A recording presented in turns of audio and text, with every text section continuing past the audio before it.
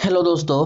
आइए दोस्तों, इस वीडियो के अंदर जो है हम लोग बात करेंगे कि कुछ आर्टिकल्स के बारे में बात करेंगे, कुछ मंतरियों के बारे में बात करेंगे और ये देखेंगे कि किस तरीके से वो मंत्री खुले तौर पर ये कह रहे हैं कि एआईएम कितने अच्छी पार्टी है, हम शामिल हो रहे हैं और मेरे कई सारे दोस्त नेता जो उसके अंदर शामिल हो रही है। कुछ ने तो ये भी कह दिया कि आने वाले चुनाव के अंदर इतना ज़्यादा दबदबा हो जाएगा कि आने वाले कुछ समय में बिहार के बहुत सारे नेता उनको as a PM candidate declare भी कर देंगे। उन सारे यही आर्टिकल्स पर बात करेंगे, लेकिन ये बात बिल्कुल क्लियर है दोस्तों, जब से बिहार के अंदर यानी 2 दिनों पहले से जब डिक्लेयर हुआ कि 32 विधानसभा सीटों पर अनाउंस किया अख्तरुल इमान साहब ने, तब से बहुत कुछ निकल कर आ रहा है। बहुत सारे लोग दिल में खलबली मची हुई है, बहुत सारे लोग इनके ऊपर निगेटिव कमेंट भी कर रहे हैं, जबकि बहुत सारे लोग इनकी तारीफ भी कर रहे हैं और इनका फ्यूचर, इनका कद के बारे में भी बात कर रहे हैं। तो चलिए देखते हैं ये थोड़ा सा ये आर्टिकल हमें किस तरफ इशारा कर रहा है। जबकि असदुद्दीन ओवैसी साहब सारे सीटों पर चुनाव लड़ने का ये फैसला किया है कि मैक्सिमम सीटों पर हम चुनाव लड़ेंगे बिहार के अंदर,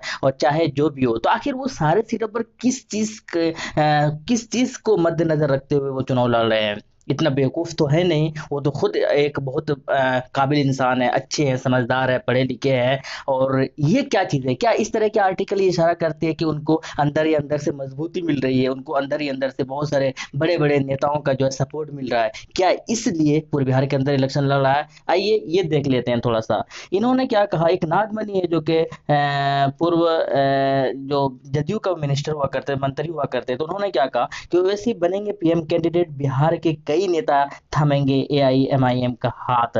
इनका ये भी मानना है। आइए देख लेते हैं ये आर्टिकल इस तरह की क्या कहते हैं कि एआईएम पार्टी में शामिल होंगे। पूर्व केंद्रीय मंत्री ओवैसी के बारे में दिया बड़ा बयान। इन्होंने ये भी कहा कि मैं शामिल होऊंगा और बहुत जल्द शामिल होऊंगा। इनका ये कहना है कि जितने भी पिछड़े वर्ग के लोग हैं, नागवाणी का ये कहना है कि जितने भी पिछड़े वर्ग के सारे लोग हैं, दलित हो, आदिवासी हो, मुस्लिम हो, चाहे और भी जितने भी लोग हैं, इन सबको एक प्लेटफॉर्म पर आने के लिए इन्होंने रिक्वेस्ट किया। और इन्होंने ये भी साथ में कहा कि भाई एआईएम के जो लीडर है असदुद्दीन ओवैसी, वो सबसे बड़े नेता है देश के उससे बड़े नेता इस देश के अंदर कोई लीडर नहीं है, कोई नेता नहीं है। इसलिए आने वाले वक्त में वो पीएम कैंडिडेट हम सब की तरफ से वो डिक्लेयर भी हो जाएंगे। उन्होंने साथ ये भी कहा कि देवेंद्र यादव और पूर्णमासी जैसे नेताओं से मेरी बात भी हुई है और वो दोनों बहुत जल्द एआईएमआईएम के अंदर शामिल होंगे। और इसी को सबसे बड़े देश का नेता बनाते हुए उन्होंने ये भी कहा कि एआईएमआईएम जो है बहुत जल्द पूरे हिंदुस्तान के ऊपर राज भी करेगी। क्या ये कितना हद तक सही है?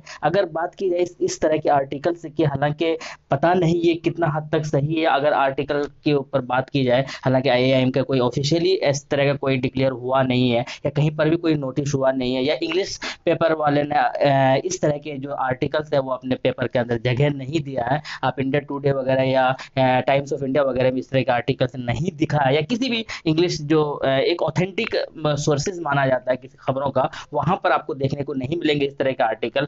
कुछ हिंदी न्यूज़पेपर वालों ने इस तरह के आर्टिकल पब्लिश किया था। अब इसमें कितनी सच्चाई है मैं खुले तौर पर नहीं कह सकता, क्योंकि एएम की तरफ से कोई अभी तक इस तरह का कोई नोटिस नहीं आया था। इसके अंदर क्या अंदर ही अंदर बात चल रही है ये भी हो सकता है, इसीलिए शायद अभी बात बनी नहीं, या इस तरीके जो भी हो, इसीलिए शायद वो खबरें बाहर नहीं आई। लेकिन कुछ हिंदी आर्टिकल वालों ने इसको जगह दिया था। खबर है कि इसके अंदर कितनी सच्चाई है ये खैर अल्लाह ही बेहतर जानता है। और उम्मीद यही है कि इतना तो जरूर मैं भी कहूंगा कि एक साथ आने की जरूरत है, चाहे वो पिछड़े वर्ग के जितने भी लोग हैं, मुसलमान खास करके, इन सबको बेवकूफ बनाया गया है। जेलों के अंदर सबसे ज्यादा ये लोग भर्ती हुए, सबसे कम पढ़े लिखे ये लोग हैं, सबसे कम गवर्नमेंट जॉब में ये लोग हैं, सबसे ज्यादा लेबर वाले काम ये लोग कर रहे हैं। तो आखिर अब तो हाथ खड़ा करना ही होगा और सपोर्ट करना होगा एक ऐसे लीडर को जो आपके लिए आवाज उठा सके। उम्मीद यही है कि आने वाले वक्त में ये एम जरूर जीत का जो परचम लहराएगी और अच्छे लीडर बनकर लोगों के सामने खिदमत करने के लिए पेश होंगे। शुक्रिया, मिलते हैं नेक्स्ट वीडियो में।